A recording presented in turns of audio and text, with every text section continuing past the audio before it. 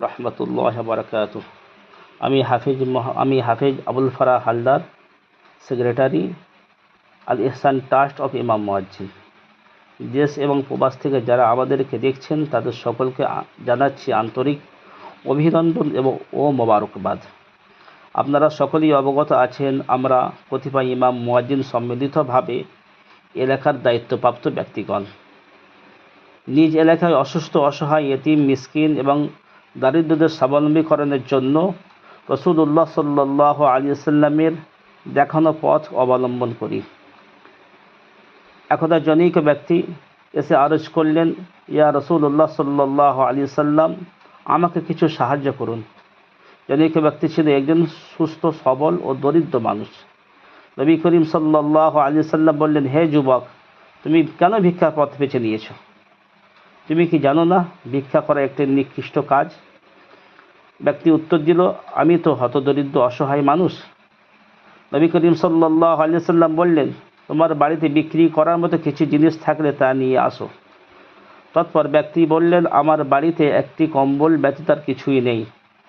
নবী করিম সাল্লাল্লাহু আলাইহি ওয়াসাল্লাম ওই ব্যক্তির থেকে কম্বলটি নিয়ে বিক্রি করে তার অর্ধেক অর্থ নিজ হাতে দিয়ে দিলেন আর অর্ধেক অর্থ একটি কুঠার কিনে দিলেন এবং আপন হস্তে তিনি কুঠারের হাতলটা লাগিয়ে দিলেন। নবী সাল্লাল্লাহু আলাইহি ওয়াসাল্লাম আদেশ দিলেন, তুমি আজ থেকে জঙ্গলে কাঠ কেটে তা বিক্রি করবে।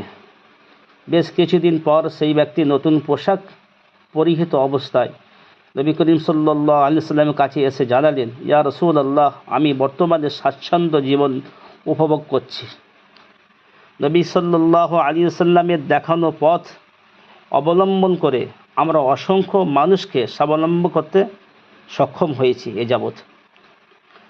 আগামী যেন আমরা আরও অধিক সংখ্যক মানুষকে স্বাবলম্বী করতে পারি, তার জন্য আপনাদের কাছে সবিনয় অনুরোধ করলাম,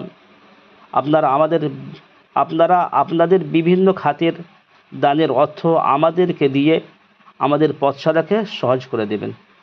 আমিন।